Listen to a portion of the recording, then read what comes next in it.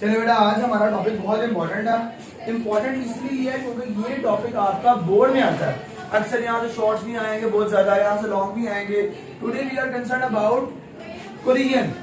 ठीक है जी, हमारा मेन टॉपिक है corrosion, corrosion and rusting. Corrosion हमारे पास क्या होता है, स्टार्ट करते हैं हम।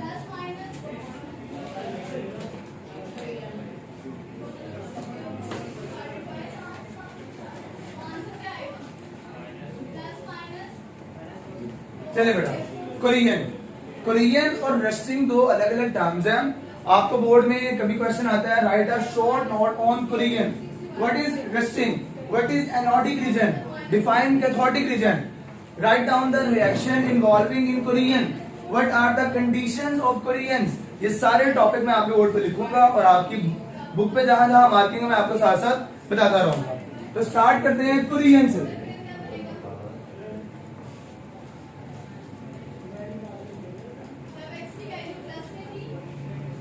कोरियन बेटा, जंग लगने के प्रोसेस को हम कोरियन कहते हैं। अब हमने कॉमनली देखा ये है कि जंग लगता है सिर्फ आयरन को, ऐसा नहीं होता। जंग बहुत चीजों को लगता है, ठीक है। हर मेटल को जंग लगता है, हर मेटल को हमारे पास कोरियन होती है। लेकिन हम डिफाइन करेंगे कैसे कैसे। जंग अगर लोहे को लगता है तो लोहा घिसना शुरू हो जाता है, रस्ट में कन्वर्ट होना शुरू हो जाता है, लोहे के पार्टिकल्स मिट्टी के जरिए बन जाते हैं। कॉपर को भी जंग लगता है। एग्जाम्पल दूं आपको, कॉपर को जब जंग लगता है ना, कॉपर गोल्डन कलर से ग्रीन कलर का हो जाता है। स्टैचू ऑफ लिबर्टी की बात करें, यूएसए में है, जब वो नया नया बनाया था ना स्टैचू ऑफ लिबर्टी, आप सर्च करेंगे गूगल पे आपको मिल जाएगा। अब पहले आप देखना न्यू, वो न्यू गोल्डन कलर में था क्योंकि वो कॉपर का बना हुआ सारा, अब वो ग्रीन में कन्वर्ट हो गया होगा, यानी कि वो सारा कॉपर रस्ट खा गया होगा। जाहिर बात है रस्टिंग के लिए कंडीशंस क्या है हम डिस्कस करेंगे। पहले हम देखते हैं कोरियन क्या है। आप कहेंगे, आप बुक में डेफिनेशन है, आप कहते हैं, मैं आपको बुक वाली ही मार्क करवाता हूं। Korean is a slow and continuous eating away of metal by the surrounding. ठीक है जी, हम शॉर्ट कर लेते हैं।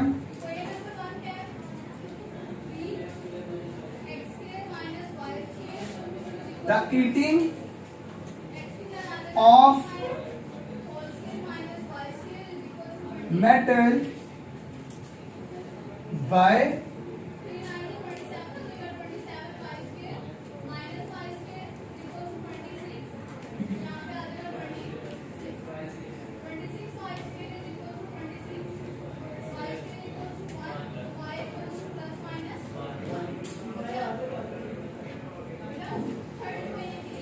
surrounding is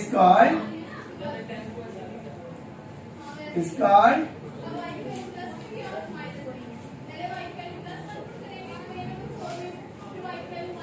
Korean.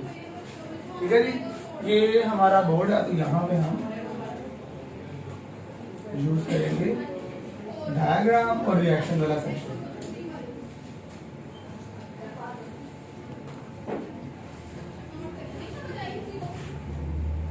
अच्छा बेटा, बोर्ड से The eating of metal by the influence of surrounding। बेटा सराउंडिंग में हमारे पास क्या होता है, एटमॉस्फेयर में हमारे पास होता है वाटर एंड कार्बन डाइऑक्साइड। अब हम बात करते हैं रस्टिंग की। कोरियन हो गया, कोरियन की आपको समझ आ गई है। अब बात करेंगे रस्टिंग।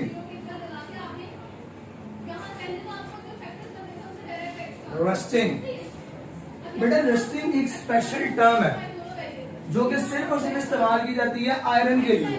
जस्ट किसके लिए इस्तेमाल की जाती है, आयरन के लिए। अगर तो किसी भी मेटल को जंग लग रहा है तो उसको हम क्या कहते हैं, कोरियन। अगर जंग सिर्फ और सिर्फ मेटल आयरन को लग रहा है तो उसको आप एक स्पेशल टर्म से बताते हैं, उसको हम कहते हैं रस्टिंग। तो आप यहाँ पे डेफिनेशन बनाएंगे, द कोरियन of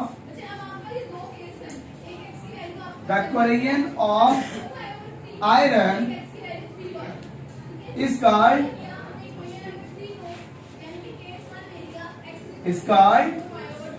रस्टिंग। ठीक है जी, नोट कर लेना, is called रस्टिंग। अब हम बात करें कंडीशंस की। आपको बताया लॉन्ग में भी आएगा, शॉर्ट में भी आएगा। अगर आपको शॉर्ट आता है, write a short note on Korean and define resting, तो आप ये दो बातें बताएंगे, ठीक है। कंडीशंस क्या है, कंडीशंस रेस्टिंग होती क्यों है, कंडीशंस, कंडीशन बड़ी इंपॉर्टेंट है, हम समझेंगे भी, देखेंगे भी, रिएक्शन से भी समझेंगे। बेटा हमारे एटमॉस्फेयर में अल्लाह ताला ने हमें वाटर दिया हुआ, एक तो वाटर है जो ग्राउंड वाटर है, जमीन के अंदर है, मैं उस पानी की बात नहीं कर रहा, हम बात कर रहे हैं वो वाटर जो एटमॉस्फेयर के अंदर मौजूद है। आपको पता जरूरी नहीं है कि अब एटमॉस्फेयर में जो आप सहरा पे जाते हैं ना, ये डेजर्ट्स वगैरह, वहां पे पानी का कंटेंट बहुत कम हो जाता है, और हमारे जितने भी टैंक्स होते हैं जो हम जंग में इस्तेमाल करते हैं, जो बड़े प्रीशियस होते हैं, बड़े यूजफुल होते हैं, उनको हम इधर नहीं रखते, उनको हम सहरा में रखते हैं ताकि उनको वाटर ना मिले। Water and oxygen are responsible for corrosion, just two things are responsible for corrosion, that is water and oxygen. Oxygen Allah Taala ने 33% हमारे पास एटमॉस्फेयर में रखी हुई है, वो तो हर जगह पे है, पानी हर जगह पे नहीं है, पानी आपके पास डेजर्ट वाली साइड पे नहीं होता, बहुत कम होता है या ना होने के बराबर होता है, ठीक है। तो there are two conditions for rusting, वो हमारे पास कंडीशन कौन कौन सी है। नंबर 1 इज वाटर, ये वाटर सिंपल वाटर नहीं है, ये वाटर हमारे पास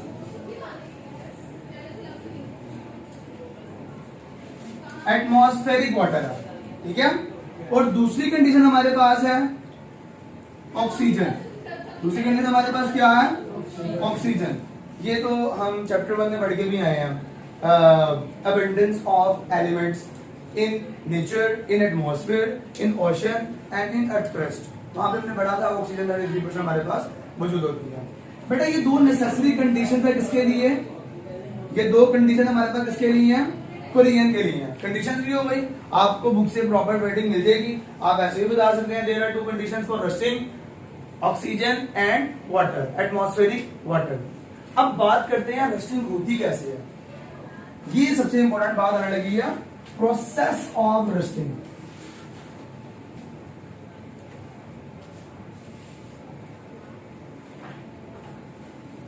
प्रोसेस ऑफ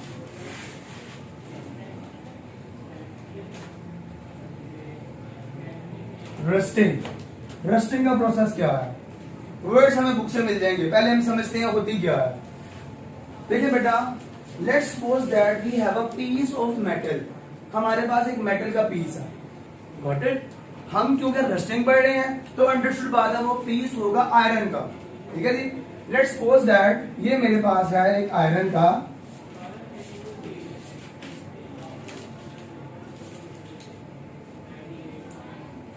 पीस। बेटा इस पे तब तक रेस्टिंग स्टार्ट नहीं होगी जब तक इसके ऊपर डेंट ना आ जाए। आप लोग नोट करते होंगे, एक आयरन है, आपके पास मेटल की शील्ड है या कोई भी है, उसको आपने अपनी कैबिनेट में रखा हुआ है, वो कभी भी जंग नहीं खाएगी। लेकिन अगर एक चीज है जो बार बार एटमॉस्फेयर में जाती है, एक्सीडेंट हुआ अल्लाह ना करे गाड़ी का, बाइक का, डेंट साफ है, वहां पे बार बार रस्ट आएगी, बार बार। रस्ट क्या है, स्टेन आएगी, स्टेन आप साफ करेंगे, नहीं साफ करेंगे तो पूरी रस्टिंग हो जाएगी, हीटिंग होने लग जाएगी। लेट्स सपोज दैट यहां से हमारे पास मेटल को डेंट पड़ गया, ठीक है जी। सेम जैसे हम इलेक्ट्रोलाइट वाला टॉपिक पढ़ के आए हैं, गैल्वानिक सेल पढ़ के आए हैं, इलेक्ट्रोलाइटिक सेल पढ़ के आए हैं, हम वहां पे क्या करते थे, reaction at anode, reaction at cathode, overall reaction. यहां पे भी होगा हमारे पास cathodic region and anodic region.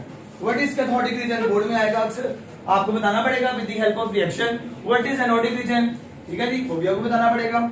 अब बेटा होता क्या है, जब मेटल पे डेंट पड़ता है, ये मतलब मेटल कौन सी है, ये मेटल हमारे पास है iron, Fe, iron, what it, ये मेटल हमारे पास कौन सी है, आयरन।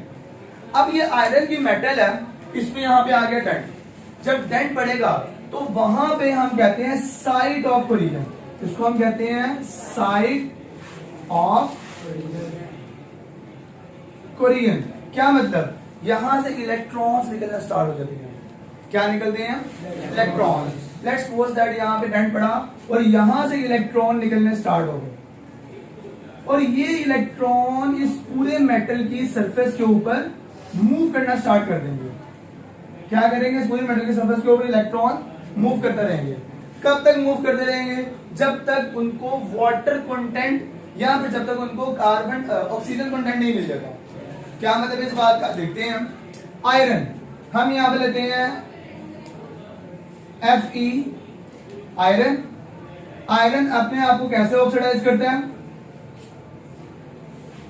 बैलेंस करने के लिए 2Fe+2 आयरन 2 इलेक्ट्रॉन निकालता है। एज वी नो दैट 2 हमारे पास आयरन है तो 4 इलेक्ट्रॉन्स यहां से फ्री होंगे।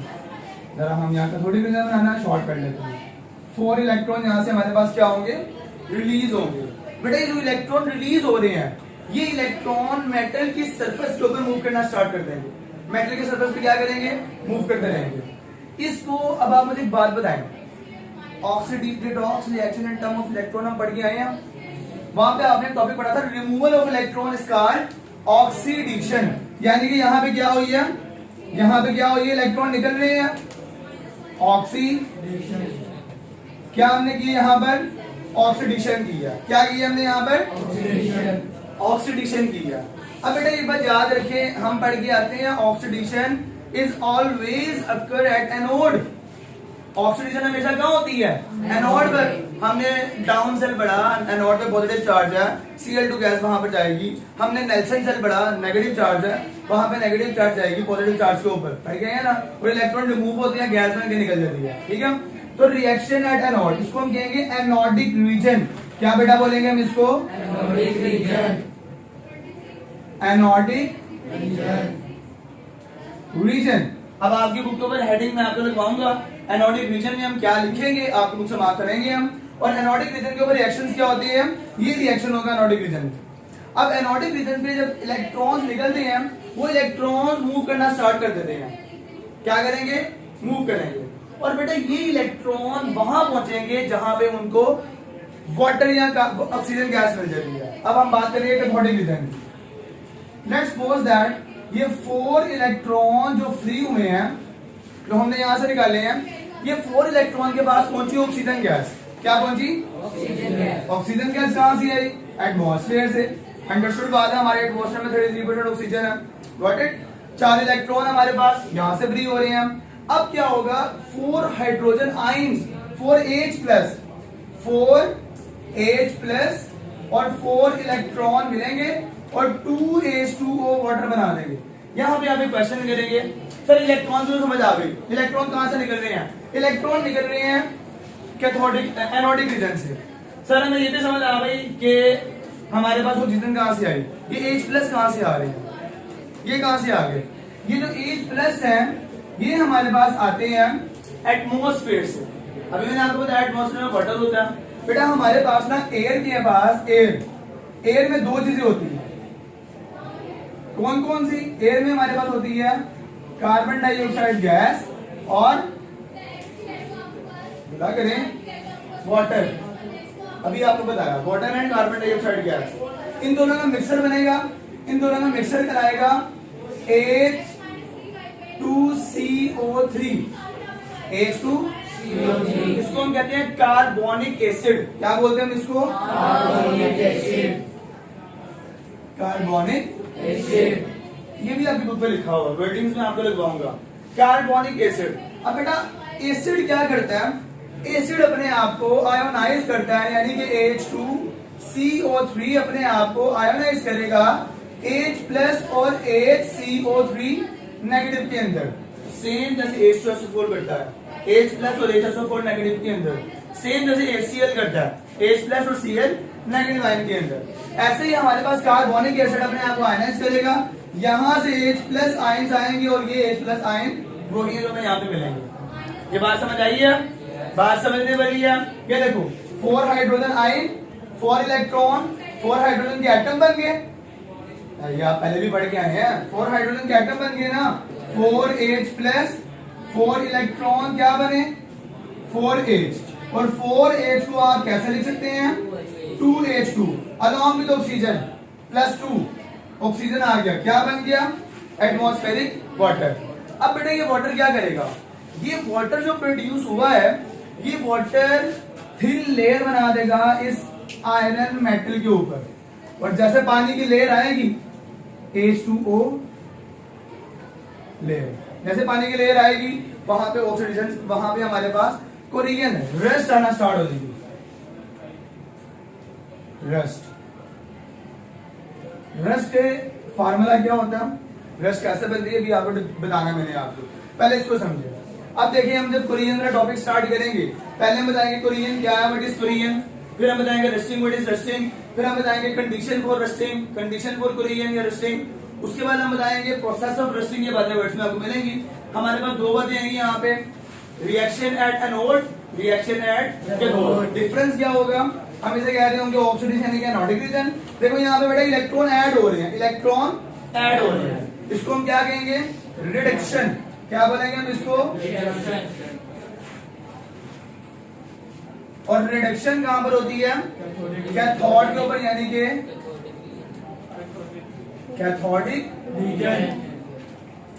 रीजन। गॉट इट, हेडिंग समझ आ रही है हम, corrosion, rusting, condition for corrosion, process of rusting, process of rusting के अंदर एनोडिक रीजन, कैथोडिक रीजन और उनके रिएक्शन। ठीक है जी। अगर मैं फिर भी आपको हेडिंग बना के एक बार बता दूं तो हमारे पास ये जैसे हेडिंग की हमारे पास समरी बन रही थी, हमारे पास आएगा anodic region, anodic region. Anodic region से हमारे पास क्या हो रहा है, हमारे पास आयरन अपने इलेक्ट्रॉन को रिलीज कर रहा है, लूज कर रहा है, और हमें 4 इलेक्ट्रॉन दे रहा है। Got it. उसके बाद हमारे पास क्या आएगा, कैथोडिक रीजन। बेटा कैथोडिक रीजन के अंदर हमारे पास क्या हो रहा होगा, वो 4 electron atmospheric oxygen, atmospheric water के साथ मिलेंगे, एटमॉस्फेरिक हाइड्रोजन आयन के साथ मिलेंगे और क्या बना लेंगे, वाटर। ये देखिए जी, कैथोडिक रीजन के अंदर हमारे पास ऑक्सीजन प्लस 4H, आपको बता दिया कार्बोनिक एसिड से आते हैं, प्लस 4 इलेक्ट्रॉन्स क्या बना देंगे, 2H2O। अब एक बात आती है ओवरऑल रिएक्शन, पता ना आपको, हम बार बार डिस्कस करते हुए आए हैं, हमने गैल्वेनिक सेल में भी, इलेक्ट्रॉन से कम वाटर में भी, नेल्सन सेल में भी और डाउन सेल में भी हमने reaction at anode, reaction at cathode को बताने के बाद हमने ओवरऑल रिएक्शन बताया था, आपको याद हो। इसका ओवरऑल रिएक्शन मैं आपको इस ट्रिक से करवाऊंगा। ओवरऑल रिएक्शन क्या होता है कि आप दोनों रिएक्शन को लिखो और उनको एक इक्वेशन में बता दो, इसको हम कहते हैं ओवरऑल रिएक्शन। समझे जरा, ये देखिए जी ओवरऑल रिएक्शन कैसे बताएंगे, इसका हेडिंग क्या बनेगी, ओवरऑल रिएक्शन, ओवरऑल रिएक्शन। बेटा हमारे पास कौन कौन से 2 रिएक्शन हुए हैं, पहले एनोड वाले लिख लें। ये देखो आपको ओवरऑल रिएक्शन निकालना सिखा रहा हूँ। ओवरऑल रिएक्शन आप कैसे निकालते हैं, ठीक है जी। पहले हम एनोड वाले रिएक्शन लिख लेते हैं। एनोड में हमने रिएक्शन किया 2Fe, क्या कर रहे हैं, अपने आप को ऑक्सीडाइज कर रहे हैं और 4 इलेक्ट्रॉन रिलीज कर रहे हैं। ये बात समझ आई है। ये हमारे पास क्या हुआ है, रिएक्शन एट एनोड। कैथोड पे क्या हो रहा है हमारे पास, कैथोड पे oxygen along with 4 hydrogen ion जो कि कार्बोनिक एसिड से भी मिलते हैं, अलॉन्ग विथ 4 इलेक्ट्रॉन्स, ये आपस में मिल रहे हैं और क्या बना रहे हैं, 2H2O। ओवरऑल रिएक्शन कैसे निकालेंगे, ये देखें जी, रिएक्टेंट ये हमने एरो लगा दिया, यहां पर रिएक्टेंट लिखेंगे, यहां पे प्रोडक्ट लिखेंगे, ओवरऑल रिएक्शन हो जाएगा। लेकिन जो चीज सेम है उसको काट देंगे। ये देखो 4 इलेक्ट्रॉन और ये 4 इलेक्ट्रॉन, ये काट दिए हमने, बाकी क्या बचा, रिएक्टेंट में हमारे पास क्या बचा, नोट करने के लिए आपको टाइम दूंगा, पहले समझ लें। रिएक्टेंट में हमारे पास क्या बचा, रिएक्टेंट में हमारे पास बचा 2Fe। बुक पे ऐसे नहीं है, आप ऐसे कर सकते हैं, ओवरऑल रिएक्शन की हेडिंग देगी, आप ये कर सकते हैं। गॉट इट, 2Fe और यह वाला रिएक्टेंट खत्म। यहां पे क्या है, plus O2 plus 4H plus. Got it. Product में क्या बन रहा है हमारे पास, 2Fe प्लस आयन, यानी कि आयरन के आयन हमारे पास, अलॉन्ग विद इलेक्ट्रॉन तो कट गए, ये वाला रिएक्शन कंप्लीट। और यहां भी हमारे पास, ये हमारे पास क्या है, रिएक्शन एट कैथोड। यहाँ पे क्या बचा, along with 2H2O। बेटा ये हमारे पास ओवरऑल रिएक्शन है। किस किस को समझ आ गई ओवरऑल रिएक्शन की? किस किस को समझ आई है ओवरऑल रिएक्शन की बेटा? मुश्किल तो नहीं है? Got it? अब दोबारा से मैं रिपीट कर दूं हेडिंग्स क्या है। मैं थोड़ा बोर्ड रेज करके आपको रेस्टिंग के बारे में बताऊंगा। लास्ट हेडिंग हमारी रह गई है। सबसे पहले हम बताएंगे अब corrosion. What is corrosion? Corrosion is the eating of metal. It is a continuous process by surrounding is called corrosion. Next हम बताएंगे rusting. The corrosion of iron is called rusting. Next हमारी गाड़ी बनेगी condition. There are two conditions for rusting, water and oxygen. उसके बाद हम क्या बताएंगे? Process of rusting. Process of rusting में हमारे ये हेडिंग बनेगी। ये डायग्राम बेटा आपने ऐसी बनानी है। यहाँ पे हमारे पास आएगा anodic region and cathodic region. Reaction at anode, reaction at cathode and overall reaction. बातें खत्म, रस्टिंग वाला टॉपिक खत्म। लास्ट एक छोटी सी टिप रह गई है, रस्टिंग। What is rust? ये आपको बोर्ड में आएगा लास्ट शॉर्ट। क्या मिटाऊं? जो आपको ये मिटा दूंगा नोट की वहां पे लिखा होगा। ये आपने अगर नोट करना होगा तो बेटा आप यहां से भी नोट कर सकते हैं, एनोडिक रीजन और कैथोडिक रीजन। लास्ट आपकी बात खत्म होगी, रस्ट। What is?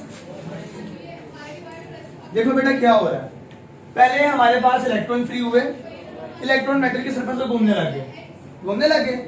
वो इलेक्ट्रॉन वहां पर जाएंगे जहां पे आपको ऑक्सीजन कंटेंट ज्यादा मिलेगा। जहां पे लेट्स सपोज दैट यहां पे उनको ऑक्सीजन कंटेंट ज्यादा मिला, ठीक है। यहां पे ऑक्सीजन कंटेंट ज्यादा होने की वजह से उन इलेक्ट्रॉन ने रिएक्शन किया ऑक्सीजन के साथ, कार्बोनिक एसिड वाले हाइड्रोजन के साथ और बना दी रस्ट। अब अभी तक हमने रस्ट मिलाया क्या है? रस्ट हमारे पास होती है, फार्मूला हमारे पास होता है Fe2O3.NH2O। ये नोट करेंगे, बंदा कैसे आपको बताता हूं। ये नोट करेंगे, आपका मोस्ट इंपोर्टेंट एमसीक्यू है, अक्सर आ रहा होता है। What is the formula of most important MCQ? What is the formula of rust? Book पे लिखी हुई है। अब देखिए बेटा हमारे पास रस्ट क्या है, लास्ट बात, फिर आपको टॉपिक खत्म। देखिए बेटा 2Fe ions, 2Fe plus 2 ions react कर रही है किसके साथ? रिएक्ट कर रही है हाफ ऑक्सीजन के साथ। बेटा आपने जब ऑक्सीजन एक बनानी होती है ना, एक ऑक्सीजन, तो आप खाली O नहीं लिखते हैं। उसकी रीजन क्या है? अगर आप खाली O लिख देंगे तो इसका मतलब ये एटॉमिक फॉर्म, तो वो तो रिएक्टिव हो गई, वो तो स्टेबल ही नहीं है। अगर आप ऐसे लिखते हैं 1/2O, तो इसका मतलब एक ऑक्सीजन ही है, हाफ ऑक्सीजन, यानी कि O2 में से एक ऑक्सीजन। अगर मैं इस जगह ऐसे लिख दूं अकेला O, तो ये तो एलोट्रोपिक, ये तो बड़ी खतरनाक फॉर्म बन गई है। ये ऑक्सीजन का रेडिकल बन गया है, और रेडिकल रिएक्टिव होते हैं, वो रिएक्शन को डिस्ट्रॉय कर देते हैं। तो आप क्या करते हैं, आपने अगर एक ऑक्सीजन बनानी है तो आप हाफ O2 लिख देंगे, अलॉन्ग विद लास्ट बात 2 प्लस NH2O। इसका मतलब क्या है, समझाता हूं आपको। हमारे पास बनेगी रस्ट। आपको रस्ट का फॉर्मूला बताया क्या होती है? Fe2O3 NH2O along with 4H plus. ये पकड़ो 4H प्लस। ये देखिए बेटा 2Fe, गॉट इट। Fe2, यहां मैंने 2 लिखा है, ये Fe2 हो गया। 2 ऑक्सीजन यहां, 2 ऑक्सीजन इसके लिए, ये 2 लिखा हुआ है, तो 2 ऑक्सीजन हमारे पास, गॉट इट। और एक ऑक्सीजन ये बन गया, 3 ऑक्सीजन, Fe2O3 हो गया। N का मतलब है इंटीजर, 1 भी हो सकता है, 2 भी हो सकता है, 3 भी हो सकता है। NH2O, ये N का मतलब ये है, ये फिक्स रहेगा Fe2O3। N की जगह 1H2O भी आ सकता है, 2H2O भी आ सकता है, 3H2O भी आ सकता है। तो आज का हमारा टॉपिक यहां तक था। ये थी हमारे पास कोरियन रस्टिंग। अब आप बोर्ड में कैसे अटेम्प्ट करेंगे और शॉर्ट कैसे आएंगे? लास्ट बात आप बोर्ड में कैसे करेंगे बेटा? आप देखो, फॉर एग्जांपल आपको आता है बोर्ड के अंदर शॉर्ट आता है, write a short note on cathodic region. अब अक्सर बच्चों को समझ नहीं आती ये क्वेश्चन कहां से आया है। ये कैथोडिक रीजन यहां से आया, write a short note on anodic region यहां से आया, ठीक है जी। What are the main conditions of rusting? What is the formula of rust and how it is formed. ठीक है, समझ रहे हैं इस बात को। और अगर आपको ये लॉन्ग आ गया तो आप स्टेप बाय स्टेप करेंगे। First corrosion, second rusting, third condition of rusting, fourth process of rusting. Process of rusting में हम बात करेंगे anodic region, cathodic region, overall reaction, 5 formula of rust. ये हमारा आज का टॉपिक था।